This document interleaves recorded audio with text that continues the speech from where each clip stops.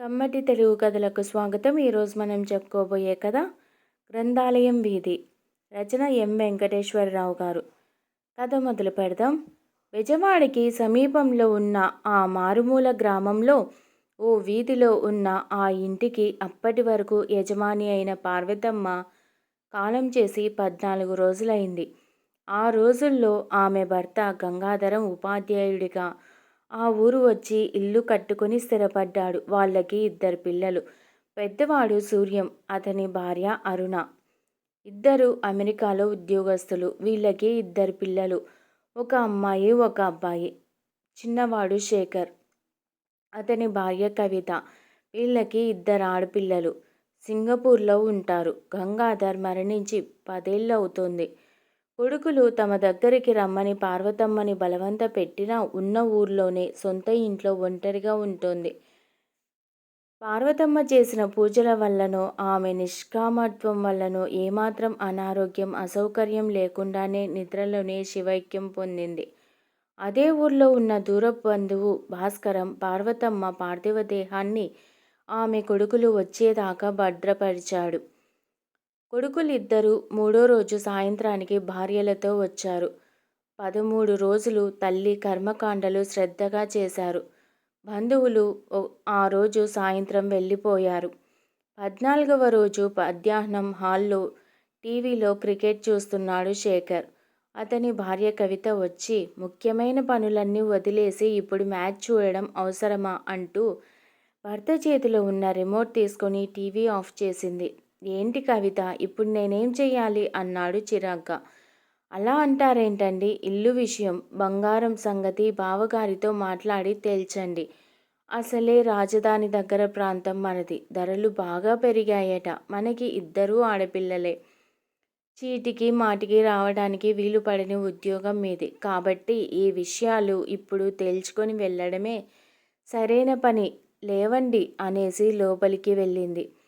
అన్నయ్య ఏనాడు ఈ విషయాలు ప్రస్తావించలేదు. ఇప్పుడు తను తొందరపడి అడగటం బాగుంటుందా ఆలోచిస్తూ బయటికి నడిచాడు శేఖర్. బజార్లో భాస్కరం బాబాయ్ కనిపించాడు. బాబాయ్, ఏంటి ఇలా వచ్చావు? పలకరించాడు శేఖర్. చిన్న పని మీద వచ్చాన్రా. మొత్తానికి అన్నదమ్ములు 2 కలిసి సఖ్యతగా మాట తేడా లేకుండా మీ అమ్మ కార్యక్రమాలన్నీ శ్రద్ధగా ముగించారు. చాలా సంతోషంగా ఉంది. ఎన్నాళ్ళు ఉంటారిక్కడ? నేను 10 రోజుల్లో వెళ్తాను. అన్నయ్య ఈ నెలంతా ఉంటాడు. ఇల్లు ఎవరికైనా అద్దెకిస్తారా? ఆ విషయమే నీతో మాట్లాడదామని. అయితే బజార్లో ఎందుకు? మా ఇంటికి వెళ్దాం పదా అన్నాడు. భాస్కరం మాట మీద వాళ్ళ ఇంటికి వెళ్ళాడు శేఖర్. భాస్కరం భార్య తులసి వచ్చి శేఖర్ని పలకరించింది. 2 నిమిషాల మౌనం తర్వాత, చెప్పు, ఇల్లు బంగారం గురించేనా? మీ అన్నయ్య ఏమంటున్నాడు? అడిగాడు భాస్కరం. ఇంకా ఈ విషయాలు అన్నయ్యతో మాట్లాడలేదు బాబాయ్. అడిగితే ఏమనుకుంటాడోనని అన్నాడు శేఖర్. ఇందులో అనుకునేందుకు ఏముంది? పిత్రార్జితం 2కి సమాన హక్కు ఉంటుంది. అసలు నీ ఉద్దేశమేంటి? అన్నయ్య అమెరికాలో సెటిల్ అయ్యాడు. వదిన కూడా ఉద్యోగం చేస్తుంది. నాకు 2 ఆడపిల్లలు, ఒక్కడి సంపాదన. అందుకని ఇల్లు బంగారం పంచుకుంటే బాగుంటుందని అనుకుంటున్నా. సిటీకి సమీపంలోనే ఉంది కదా. రేట్లు కూడా బాగానే ఉన్నాయని విన్నాను. అది నిజమే. కానీ ముందు అన్నయ్యతో ఓసారి మాట్లాడు. అది నీ సమక్షంలో అయితే బాగుంటుందని. మధ్యలో నేనెందుకురా? మీరిద్దరూ నాకు కావలసిన వాళ్ళే. ఒకవేళ నేను చెప్పింది మీలో ఎవరికి నచ్చకపోయినా నాకు ఇబ్బందిగా ఉంటుంది అన్నాడు భాస్కరం. అలా జరగదులే బాబాయ్. అయితే ఇవాళే మీ అన్నయ్యకి సంగతి చెప్పి ఏమన్నది నాతో చెప్పు. దాన్ని బట్టి నేను వస్తాను. అంతలో తులసి కాఫీ తెచ్చింది. కాఫీ తాగి లేచి బయలుదేరుతూ, సరే బాబాయ్, నేను తర్వాత ఫోన్ చేస్తానని బయటకు వచ్చాడు శేఖర్.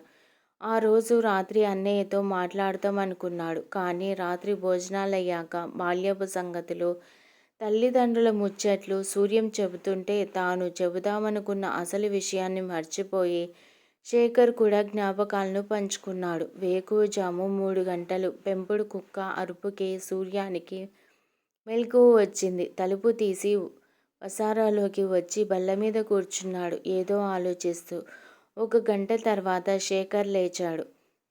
వసారాలో సూర్యాన్ని చూసి లేచి చాలాసేపయిందా అన్నయ్య అన్నాడు ఆవలిస్తూ. అవున్రా, నిద్ర పట్టటం లేదు అని 4 దాటింది. అలా కాలువ వరకు వెళ్దామా అన్నాడు సూర్యం. అన్నతో ఇల్లు బంగారం గురించి మాట్లాడటానికి ఇదే మంచి సమయం అనుకున్నాడు శేఖర్. ఇద్దరూ నడుస్తూ పొలిమేర్లలో ఉన్న కాలువ ఒడ్డుకి వచ్చారు. గుర్తుందా నీకు? నాన్న మనిద్దరినీ సైకిల్ మీద తీసుకువచ్చి ఇక్కడే ఈత నేర్పించాడు అన్నాడు సూర్యం.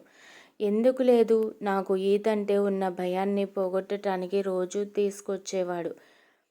చాలా సంవత్సరాల తర్వాత అన్నదమ్ములిద్దరూ బాల్యాన్ని గుర్తు చేసుకుంటూ కాసేపు కాలువ ఒడ్డున నడిచారు.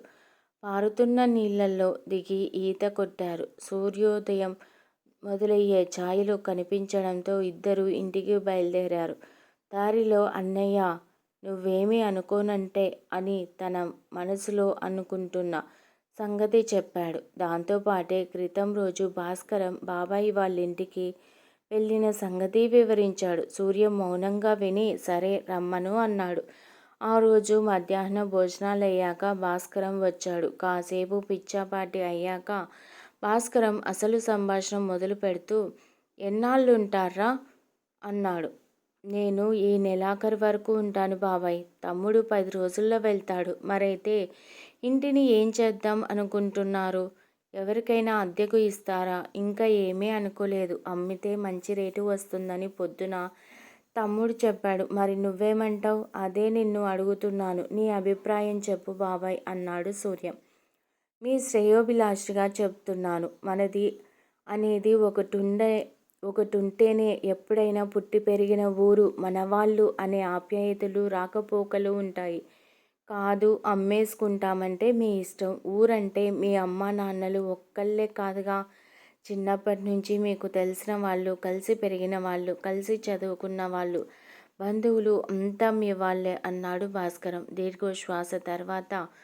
బాబాయ్, రేపు సర్వేయర్ని బంగారం వెండి తూకం వేయటానికి కంసాల్ని పిలిపించు అన్నాడు సూర్యం. ఆ మాటతో భాస్కరానికి కానీ అక్కడే ఉన్న శేఖర్కి కానీ ఆపై మాట్లాడే అవకాశం కలగలేదు.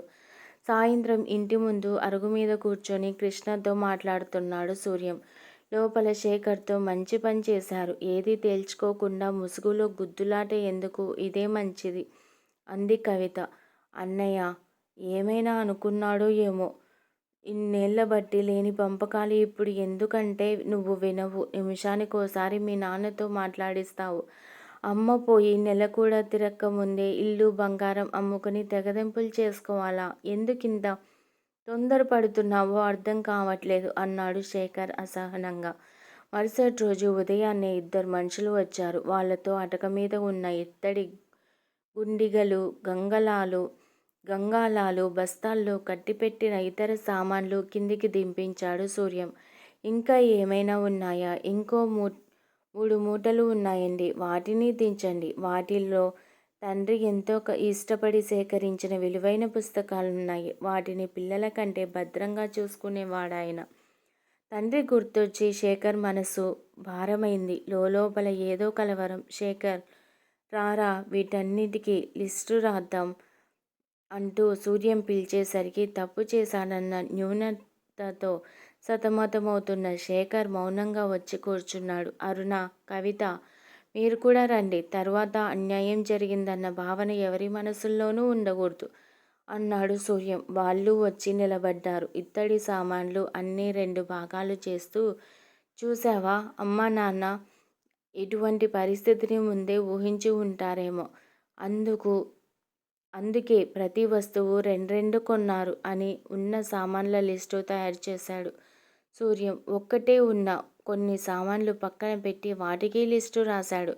మధ్యాహ్నం సర్వేయర్ వస్తాడు. ఇల్లు కొలతలు రాసిస్తాడు. అలాగే కంసాలి కూడా వస్తాడు. బంగారము వెండి సమానంగా తూకం వేస్తాడు. ఇల్లు అమ్మేద్దాం. ఇక ఎటు తిరిగి పంచుకోలేనివి, వారసత్వంగా వస్తున్నవి ఆవు, కుక్క. ఆవును అమ్మేద్దాం. కుక్కని ఎవరికో ఒకరికి ఇచ్చేద్దాం. ఆ తర్వాత మనం ఎంత దూరంలో ఉన్నా పైసా ఖర్చు లేకుండా స్కైప్ వంటి సదుపాయాలు అందుబాటులో ఉన్నాయి అన్నాడు. అంతే. ఆ మాటకి ఏం మాట్లాడాలో అర్థం కాలేదు ఎవరికీ. సూర్యం ఎంత ఇంత తొందరగా నిర్ణయం తీసుకుంటాడని వాళ్ళు ఎవరూ ఊహించలేదు. అంతలో సూర్యం కోసం ఎవరో వచ్చి పిలవడంతో బయటకు వచ్చాడు. కవిత పరిస్థితి కుడితిలో పడ్డ ఎలుకలా మారింది. అరుణ మౌనంగా వంటింట్లోకి వెళ్ళింది. శేఖర్ ఒకసారి బయటికి రా అని పిలిచాడు సూర్యం. ఆవును కొనటానికి కృష్ణ మనుషుల్ని పంపాడు. 10,000కి అడుగుతున్నారు. నువ్వు ఏమంటావు అన్నాడు. నీ ఇష్టం అన్నాడు. అన్నింటికీ నా ఇష్టం అని ముఖస్తుతికి అంటే ఎలా? వెళ్ళి కవితకి కూడా ఒక మాట చెప్పిరా అన్నాడు సూర్యం. బయట వాళ్ళ ముందు కాదనలేక లోపలికి వెళ్ళొచ్చి తను నీ ఇష్టమే అంది. అన్నయ్య అన్నయ్య అన్నాడు. అవును ఆవును తోలుకొని వెళ్ళండి అని సూర్యం అనగానే వచ్చిన వాళ్ళు డబ్బులు ఇచ్చి ఆవుని తోలుకెళ్లారు. ఈ 10,000 బీరువాలో పెడుతున్నాను అని చెప్పాడు సూర్యం తమ్ముడితో. ఆ రోజు మధ్యాహ్నం భాస్కరం సర్వేయర్ని కంసాలిని తీసుకురావడంతో ఇల్లు కొలిపించి వెండి బంగారాల్ని కంసాలితో సమానంగా తూకం వేయించి పక్కగా పేపర్ మీద రాయించాడు సూర్యం. సాయంత్రానికి అన్ని లెక్కలు తేలిపోయాయి. బాబాయ్ ఇల్లు కొనే వాళ్ళుంటే ఏర్పాటు చెయ్యి. బేరం కుదిరితే తమ్ముడు వాళ్ళుండే ఈ 10 రోజుల్లోనే రిజిస్ట్రేషన్ కూడా చేయిద్దామన్నాడు సూర్యం. ఆ మాటలకి శేఖర్ గొంతు పూడుకుపోయింది. చిన్నప్పుడు ఈ ఇల్లు కట్టడానికి తండ్రి ఎంత కష్టపడ్డది. అన్నయ్య తను గోడలకి ప్రతిరోజు నీళ్లు పోయడం కళ్ళ ముందు మెదిలింది. డబ్బులు ఉన్నప్పుడు ఒక్కో గది వేసుకుంటూ అంచెలంచెలుగా నాన్న కట్టిన ఈ ఇంట్లోనే తమ ఇద్దరి బాల్యం ఎదిగింది. తల్లి ఎప్పుడు ఇంట్లో ఉండే వాళ్ళ మనసుల్లో ఆప్యాయతలు ఎప్పటికీ సజీవంగా ఉండాలి. అందుకే సొంత ఇల్లు కట్టుకుంటాం. ఇంట్లో తోబుట్టువుల మధ్య ప్రేమల్ని ఇంకో తరానికి అందిస్తూ మనసుల్ని అనుసంధానం చేసినప్పుడే ఇల్లు అందరికీ దేవాలయంలా కనిపిస్తుంది. లేకపోతే 4 గోడలు పైకప్పులతో నీడనిచ్చే ప్రదేశంలా కృతకంగా కనిపిస్తుంది అనేది. అది గుర్తొచ్చి శేఖర్ దుఃఖాన్ని ఆపుకోలేకపోతున్నాడు.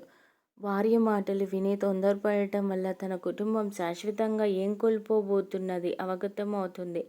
జీవితాంతం కొనసాగించాల్సిన బంధాలు దూరం అవుతున్నట్లు అనిపిస్తోంది. భాస్కరం వెళ్ళిపోయాడు. సూర్యం బజారుకి వెళ్ళాడు.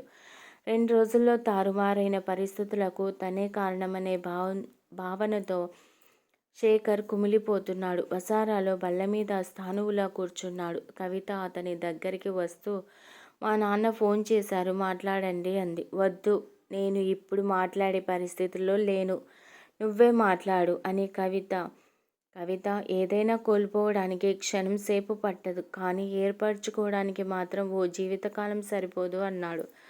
అర్థం కానట్లు చూసింది కవిత. నేను అనేది డబ్బు గురించి కాదు, రక్త సంబంధాల గురించి. అసలు పెద్దవాళ్ళు చెమటోడ్చి ఆస్తులు ఏర్పరిచేది తమ పిల్లలు అనుభవించడానికి కానీ అమ్ముకునే అధికారం పొందడానికి కాదు అన్నాడు. కవిత ఏదో చెప్పబోతుంటే ఇంకేం చెప్పొద్దు, ఏం చెయ్యాలో నాకు తెలుసు, ఇక్కడుండే ఈ 4 రోజులైనా ప్రశాంతంగా ఉండనివ్వు అని బయటకొచ్చాడు శేఖర్. అదే సమయంలో బయటకు వెళ్ళిన సూర్యం ఇంటికి వచ్చాడు. అన్నయ్య కాలువ ఒడ్డుకి వెళ్దాం అన్నాడు శేఖర్. సరే పద. కాలువ ఒడ్డుకు వచ్చి కూర్చున్నారిద్దరు. అన్నయ్య నేను చాలా తెలివి తక్కువగా ఆలోచించాను, తొందరపడ్డాను. మనసులో ఏమీ పెట్టుకోకు. ఇల్లు అమ్ముకోవడం పంచుకోవడం వల్ల వచ్చే దానికంటే ఏం కోల్పోతున్నామో నాకు తెలిసింది. నన్ను క్షమించు. అమ్మకాలు పంపకాలు ఆపేద్దాం. నువ్వు ఎలా చెప్తే అలాగే చేద్దాం అన్నాడు చేతులు పట్టుకొని. ఇదే ఇంట్లో చిన్నప్పుడు నా దగ్గర ఏది ఉంటే అదే నీకు కావాలని మంకుపట్టు పట్టేవాడివి. నేను ఇవ్వకపోతే పట్టుబట్టి మరీ దక్కించుకునేవాడివి. మరి ఇప్పుడు ఏమైంది? ఆస్తి పంపకాల విషయం నా దగ్గర ప్రస్తావించకుండా భాస్కరం బాబాయ్ దగ్గరికి వెళ్ళావు. అంటే నా దగ్గర చిన్నప్పటి నుంచి ఉన్న స్వాతంత్రాన్ని ఇవాళ ఆయన దగ్గర తాకట్టు పెట్టావు. నాన్న అమ్మ ఇన్నేళ్లుగా మనిద్దరి మధ్య అనుసంధానంగా ఉన్నారు కాబట్టి ఇన్నేళ్లు ఈ పంపకాల విషయం మీరిద్దరూ ప్రస్తావించలేదు. ఇప్పుడు వాళ్ళిద్దరు లేరు కాబట్టి నాతో ఇంటితో ఉన్న సంబంధాన్ని తెంపుకోవడానికి సిద్ధపడ్డారు. అంత కఠినంగా మాట్లాడకన్నయ్య. కఠినం కాదు, వాస్తవం. మన పెద్దవాళ్ళు మన గురించి ఆలోచించబట్టే ఇవాళ మనం అమ్ముకోవడానికి సిద్ధపడ్డ ఇల్లు మిగిలింది. వారసత్వాన్ని కాపాడుకోవాలి కానీ కలుపు మొక్కలా పెరికి వేయకూడదు.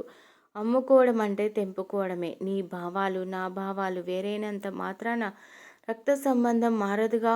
ఒక చేతికి ఉన్న 5 వేళ్ళు సమానంగా లేకపోయినా వాటి మూలాలు కలిసిపోయిన అరచేతి కవి హత్తుకునే పిడికిలి అవుతుంది. కలివిడి ఏర్పడుతుంది. అలా కాకుండా వైషమ్యాలతో వేళ్ళు తెంపుతుంటే మొండెం మాత్రమే మిగులుతుంది. అన్నదమ్ములు ముందు తరానికి బంధాల్ని అందించే వారధులు కావాలి కానీ పగలు, ద్వేషాలు పంచే అడ్డుగోడలు కాకూడదు. ఆ మాటలకే అన్న చేతులు పట్టుకొని చిన్నపిల్లాడిలా బావురుమన్నాడు శేఖర్. తమ్ముడి భుజం మీద చెయ్యేసి ఊరుకో అన్నాడు ఓదారుస్తూ సూర్యం. ఇంటిని తను ఏం చెయ్యదలుచుకున్నది వివరంగా చెప్పాడు. ఇద్దరూ ఇల్లు చేరుకునేసరికి ఇంటి ముందు ఆవును కొనుక్కెళ్ళిన మనుషులు నిలబడి ఉన్నారు. ఏమైందని అడిగాడు సూర్యం. ఆవు అక్కడ ఉండట్లేదని, పలుపు తెంపుకొని వచ్చేసిందని, దగ్గరికెళ్తే కొమ్ముల్తో పొడవటానికి వస్తుందని చెప్పారు. సూర్యం మౌనంగా లోపలికెళ్ళి వాళ్ళిచ్చిన డబ్బు తెచ్చి వాళ్ళకి ఇచ్చి పంపాడు. ఆ రోజు రాత్రి సూర్యంతో మాట్లాడిన విషయాలన్నీ భార్యతో ఖరాఖండిగా చెప్పేశాడు శేఖర్. సంవత్సరం తర్వాత పార్వతమ్మ సంవత్సరీకాలకు వారం రోజుల ముందే అమెరికా నుండి భార్య పిల్లలతో వచ్చాడు సూర్యం. వాళ్ళు వచ్చిన 2 రోజులకి శేఖర్ కుటుంబం హైదరాబాద్ వచ్చి అక్కడి నుంచి కారులో వచ్చారు. ఊర్లో మార్పులు బాగా తెలుస్తున్నాయి. సిమెంట్ రోడ్లు, కొత్తగా వచ్చిన ఇళ్ళు, షాపులు చూస్తూ ఏవండీ, ఊరు చాలా మారిపోయింది అంది కవిత ఆశ్చర్యంగా. కారు డ్రైవర్ ఇల్లు ఎక్కడ సార్ అని అడిగాడు. ముందుకెళ్ళి కుడివైపు తిరిగితే గ్రంథాలయం వీధి అని బోర్డు కనిపిస్తుంది. అందులో 3వ ఇల్లు చెప్పాడు శేఖర్. 5 నిమిషాల్లో కారు ఇంటి ముందు ఆగింది. వీధి అరుగు మీద కూర్చున్న 15 ఏళ్ల అబ్బాయి చైతన్య, 12 ఏళ్ల అమ్మాయి పవిత్ర వీళ్ళని చూడగానే చిన్నపిల్లల్లా నాన్నా, బాబాయ్, పిన్ని వాళ్ళొచ్చారు అని స్పష్టమైన తెలుగులో చెప్పి ఎదురెళ్ళి పిన్ని, బాబాయ్ బాగున్నారా, హాయ్ పల్లవి, హాయ్ శృతి అని ఆప్యాయంగా పలకరిస్తుంటే ప్రయాణపు బడలిక మర్చిపోయారు శేఖర్, కవిత. సూర్యం బయటికి వచ్చి రండి రండి అని లోపలికి తీసుకెళ్లారు. ఇంటి ముందు ఏపుగా పెరిగిన కొబ్బరి చెట్ల కింద గంగాళంలో కాళ్ళు కడుక్కునేందుకు నీళ్లు, ఇత్తడి చెంబు కనిపించాయి. పలకరింపులు అవుతుంటే అక్కడికి వచ్చిన కుక్క తన వాళ్ళు వచ్చారన్న సంతోషాన్ని చిన్న మూలుగుతో వ్యక్తం చేసేసరికి నాటి జ్ఞాపకాలకి సజీవంగా మిగిలిన దానిని ఆప్యాయంగా తడిమి దొడ్డివైపు చూశాడు. ఆవు నెమరు వేసుకుంటూ కనిపించింది. అంతే. శేఖర్ మనసులో ఎంతో సంతృప్తి. అరుణ అందర్నీ పలకరించి కాఫీ తెచ్చి ఇచ్చింది. నాన్న, గ్రంథాలయం వీధి అంటే ఏంటి? శేఖర్ చిన్న కూతురు శృతి అడిగింది. గ్రంథాలయం వీధి అంటే లైబ్రరీ స్ట్రీట్ అని చెప్పిన పవిత్ర రా చూపిస్తా అని తీసుకెళ్ళింది.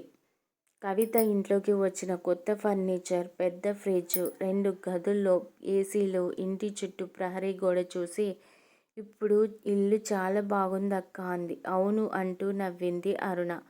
నాన్న, మనము మేడ మీదికి వెళ్దాం అని పల్లవి అనేసరికి పిల్లలతో పాటు పెద్దలు కూడా పైకి వచ్చారు. పెద్ద హాల్లో లోపలికి వెళ్ళగానే ఆ రోజుల్లో తల్లి తండ్రి కలిసి తీయించుకున్న ఫోటో పెద్దది గోడ మీద కనిపించేసరికి శేఖర్ మనసు అర్థమయ్యింది. పుస్తకాల కోసం గోడలను ఆనుకొని కట్టించిన అరల్లో రకరకాల పుస్తకాలు కనిపించాయి. అందులో తండ్రి సేకరించిన దాచిన పుస్తకాలను చూసేసరికి శేఖర్కి కళ్ళు చెమ్మగిల్లాయి. ఆ పెద్ద హాల్లో మధ్యలో 2 పొడవాటి బల్లలు, వాటికి అటూ ఇటూ కుర్చీలు ఉన్నాయి. బల్ల మీద వార్తాపత్రికలు, మాసపత్రికలు కనిపించాయి. 3 వ్యక్తులు కూర్చొని చదువుకుంటున్నారు. వీళ్ళందర్నీ చూడగానే వాళ్ళు లేచి నిలబడ్డారు. అంతలో ఓ 30 ఏళ్ల కుర్రాడు వచ్చి మామయ్య, అత్తయ్య అని వరుసలు కలిపి పలకరిస్తుంటే ఆశ్చర్యంగా చూశాడు శేఖర్. వీడు మన భాస్కరం బాబాయ్ 3వ కొడుకు. డిగ్రీ వరకు చదివాడు. పెళ్ళయింది. మన ఇంట్లోనే ఉంటూ ఇంటిని, లైబ్రరీని, బాధ్యతల్ని చూసుకుంటున్నాడు. మనం వస్తున్నామని తాత్కాలికంగా భాస్కరం బాబాయ్ ఇంటికి వెళ్ళాడు.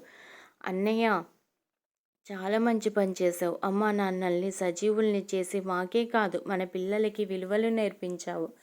మన ఇంటిని, మన వీధిని, మన ఊరికి ప్రత్యేక గుర్తింపుగా గ్రంథాలయం వీధిగా మార్చావు. ఆ రోజు నేను ఆవేశపడినట్టు నువ్వు పంతంతో ఇల్లు అమ్మేసి ఉంటే మనం ఏం కోల్పోయే వాళ్ళమో మాటల్లోనే కాకుండా చేతల్లో చూపి నాలా ఆవేశపడ వాళ్ళ కళ్ళు తెరిపించావు అన్నాడు శేఖర్ ఉద్వేగంగా. ఇంటి ముందు అరుగు మీద కూర్చొని మాట్లాడుకుంటున్నారు పిల్లలు. అప్పుడప్పుడు మనకి స్కైప్లో చూపించే దానికంటే ఇల్లు, లైబ్రరీ, ఇక్కడి వాతావరణం చాలా బాగున్నాయి కదక్కా అంది శృతి. పక్క అరుగు మీద కూర్చొని సెల్ ఫోన్ చూసుకుంటున్న చైతన్య ఇక నుంచి ప్రతి సంవత్సరం నానమ్మ తిథికి అందరం ఖచ్చితంగా ఇక్కడికి రావాలని నిర్ణయించారు నాన్న అన్నాడు.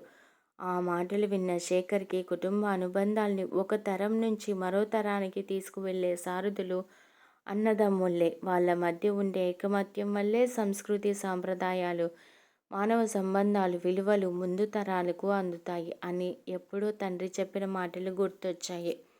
ఈ కథ మీకు నచ్చినట్లయితే ప్లీజ్ లైక్ చేయండి, షేర్ చేయండి. కమ్మటి తెలుగు కథల ఛానల్ను సబ్స్క్రైబ్ చేయండి. Thank you very much.